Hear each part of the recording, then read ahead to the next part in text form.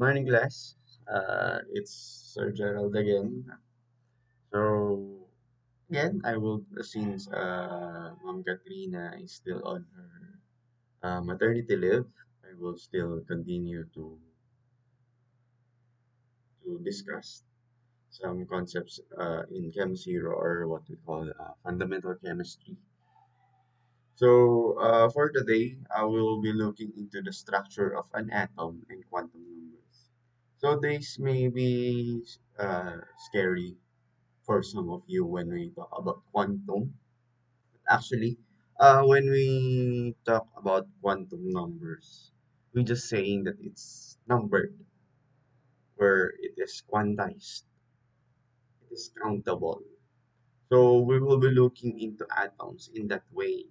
We will be looking into the structure of an atom, mainly focusing on the electrons on where are they located, and we will be talking about this somehow scary word quantum number. But in any case, quantum is just another way of saying it is numbered numbers. So we will talk about that today. So for just for a background, when we are talking about quantum numbers, we may encounter what we call the atomic spectrum.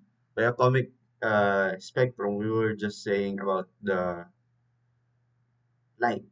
We will be talking about light. Wherein when a beam of white light, or what we call the visible light, is passed through a glass of prism, a continuous stream appears in the spectroscope. So it just means that uh, when we talk about like rainbow. When it rained and there's a presence of sunlight, there's a bow of light or the bow of colors that we see on the sky, which we call rainbow. Wherein, as you may notice, rainbow is continuous. By continuous, there is no gap between the colors of the rainbow. But on the other hand, when we talk about atomic spectrum or what we call light spectrum, there are limited number of colored line when the source of a spectrum produces light having relatively small number of wavelength components. So if we are to look into that, when we talk about continuous spectrum, it looks like this, the one in the bottom, this one. This is what we call our continuous spectrum, wherein we can see the band of color that is produced by a visible light when it passes through a prism. Okay, so here we can also see some other types of radiation. We have their gamma rays, X-rays, ultraviolet. Then we have there the band of visible light. We also have their infrared, microwave, and radio waves. So this type of radiation are actually useful for different types of uh, our daily lives. We have here uh, X-rays for X-ray machines.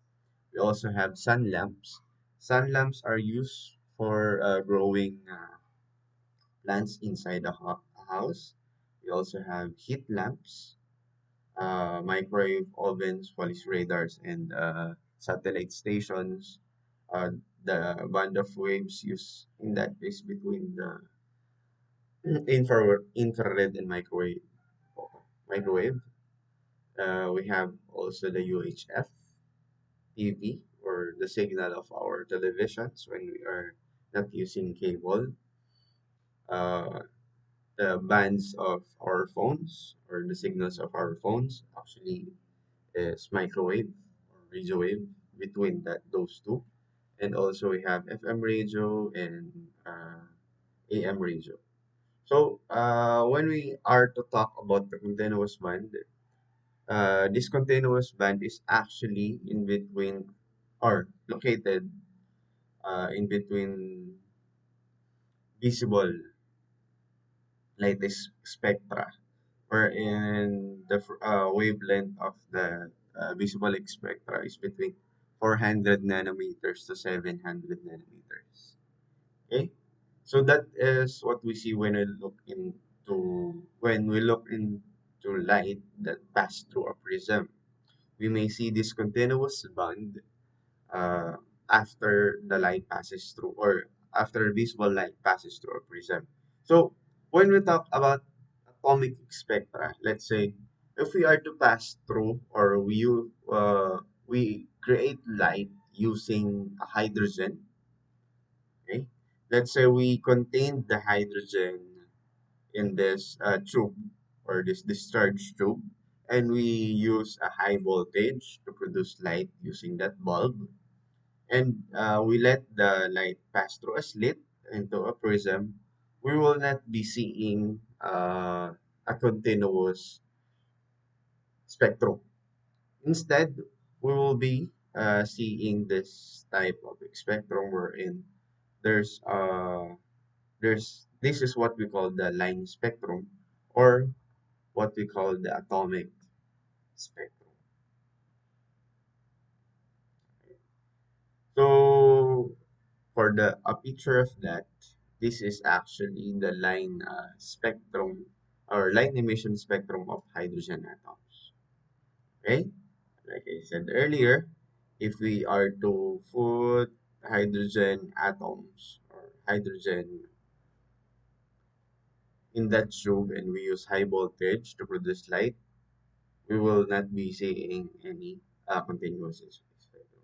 This also happens with different types, or different atoms or elements. So here are other examples of line spectrum of different elements. So we have there the lithium, where we can only see some red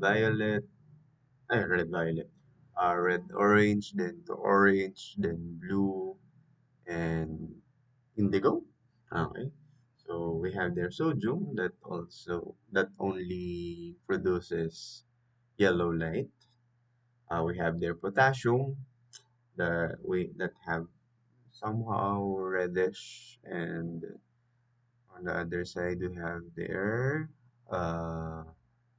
is that pink or violet, and other elements. We have there calcium, strontium, barium, zinc, cadmium, mercury.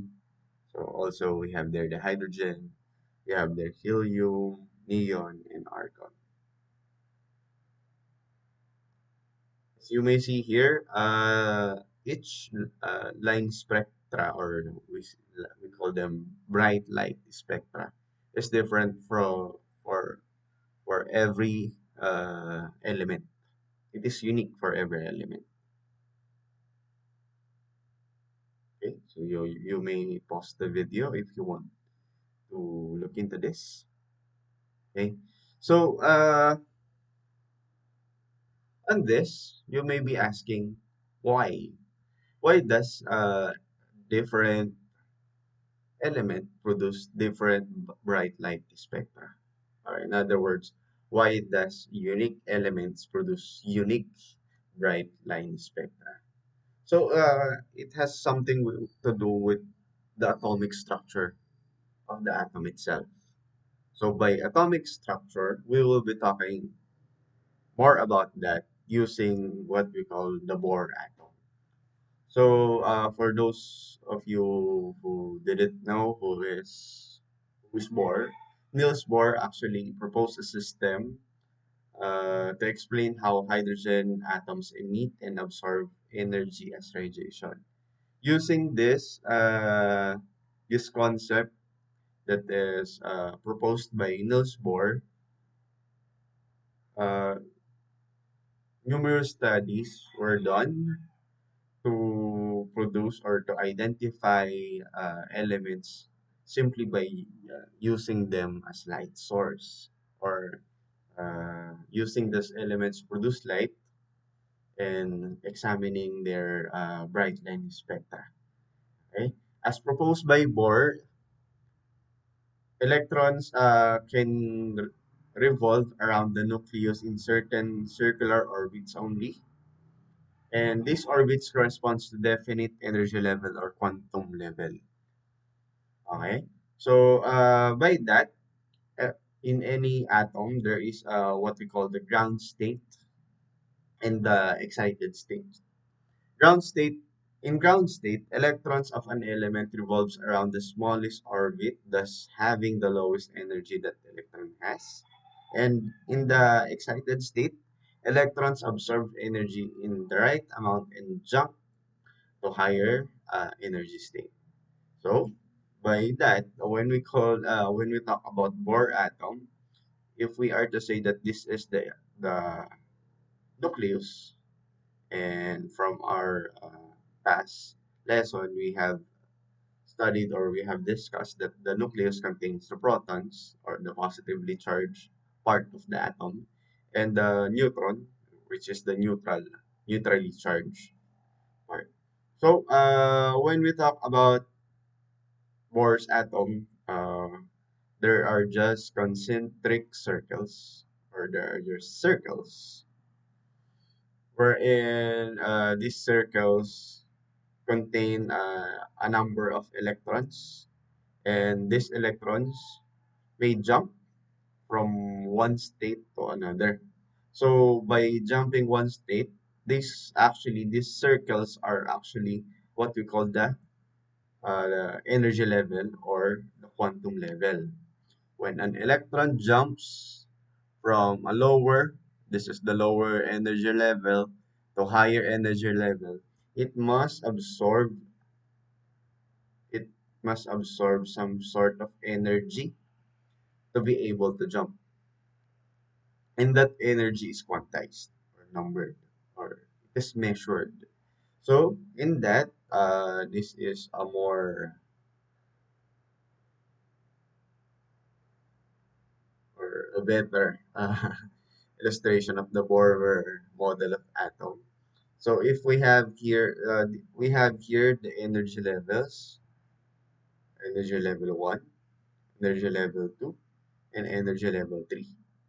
When an electron jumps from a lower level of energy level into higher energy level, it must absorb energy. And on the other hand, if an electron jumps from a higher energy level into lower energy level, it produces light. And that light is what we call, or that light produces what we call the bright line spectra. Okay? So that's why different elements produces different bright line spectra, because of the existence of different energy levels. For each of the elements, they have their own orbits or energy level. We will be talking more about that later. So, in Bohr's model of atoms, there are two proponents, if I'm not mistaken. Energy can only have specific energy values. Also, light is emitted as energy, or electron pala, as electron moves from one energy level to lower energy level. Okay? And that is quantized or computed using this formula, wherein the energy from a certain energy level is equal to the negative of the Rydberg constant. We will not be talking about how Rydberg computed this constant, multiplied to what the inverse of the square of the energy level. So Rydberg constant, or n, is equal to 123, which is what we call the principal quantum level. And RH, or Rydberg's constant, is equal to 2.18 times 10 raised to negative 18 joules. Joules is the energy, or this is the energy required for an electron to jump from one energy level to another energy level. Okay? So other model of that. So if this spheres are electron and these ladders are the energy levels. Okay? So this is how we look into the jumps. Okay. So if an electron jumps from one energy level to another energy level, which is there is just only a mind gap in that. There is only certain amount of energy release. If we are to have a higher jump, it will require a uh, higher energy. So this is just some other illustrations of those jumps. We have here different series of jumps. We have here Lyman series, Balmer series, Gaussian series, and bracket series. For Lyman series, these are the jumps from any energy level to the first energy level. Balmer series is the jumps from any energy level except one to two. We also have Passion series, which is the jumps from any energy level into uh, energy level 3. And Bracket series jump towards 4 or the fourth energy level. As you may have noticed, the distance between the energy levels is decreasing as we increase the energy level. Meaning to say, uh, the energy required for jumps in higher energy levels are lower in comparison with the jumps from lower energy level, example from second energy level towards first energy level. Notice the gap. This is longer than 2 to 3. 1 to 2 is longer than or higher than 2 to 3, meaning to say from the first energy level towards the second energy level, it requires more energy than jumping from second energy level towards the third energy level. Okay, we will not discuss more of that. Okay, there is no need to discuss this, but here is just some sample sample computations regarding the energy of the photon needed for the jumps from one energy level to another. So this is the formula earlier that we used. So if we are to compute from the change for the change in energy levels, uh, we use this formula. We just get the difference between the inverse of the square of the energy level of the initial and the final. So we have that. So if we are to compute for the change in the energy level or the needed energy or for the jump from two or second energy level to first energy level, or for from the third energy level to first energy level, we will be just using this formula. Okay, so let's just have this example. So if we are to compute what is the energy required or what is the energy released if an electron jumps from second energy level to first energy level, we will be just using this formula. So the change in energy level will be equal to Rydberg constant multiplied to uh, the initial, which is 1 over 2 square minus 1 over 1 square. So that will be equal to 2.18 something something. I will not be computing.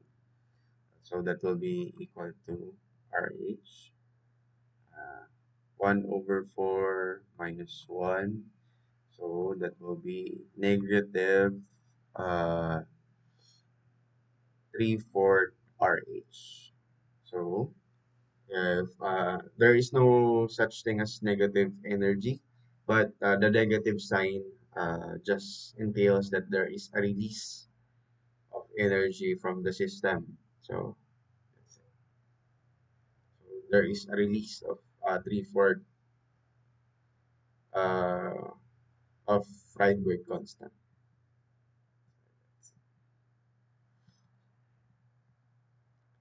Okay, this is just the characterization of the various series. If we have the Lehman series or the jumps towards the final, the lower energy level, we will be expecting ultraviolet radiation. From Balmer series, we will have here visible in ultraviolet. For Fashion and Bracket series, we will have infrared, which is in form of heat. We cannot see those light waves.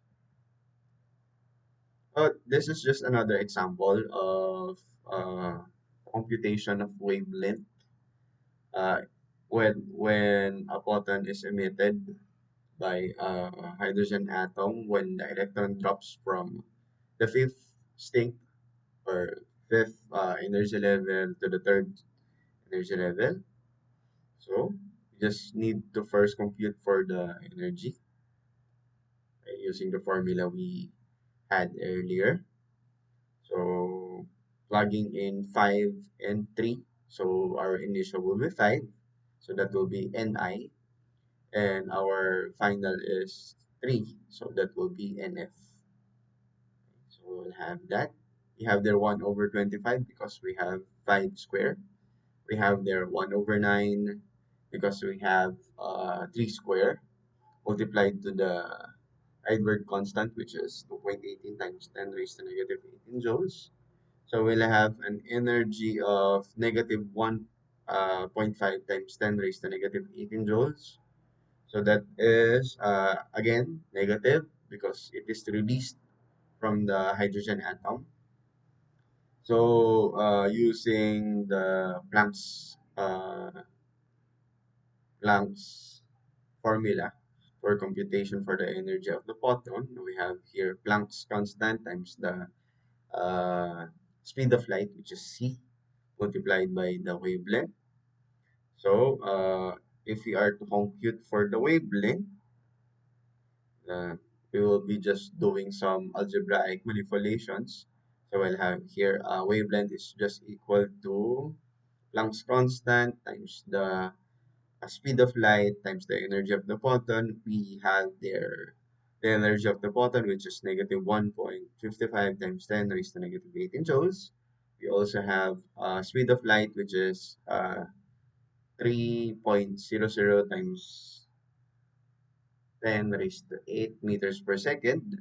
And we have Planck's constant, which is 6.63 times 10 raised to negative uh, 34 joules second. Okay. So using dimensional analysis, we can cancel joules, we can cancel seconds, and we will have their meters. So since we have our to compute for the wavelength, we have their meters. So and in that, we will be computing. We will be computing here 1.28 times 10 raised to negative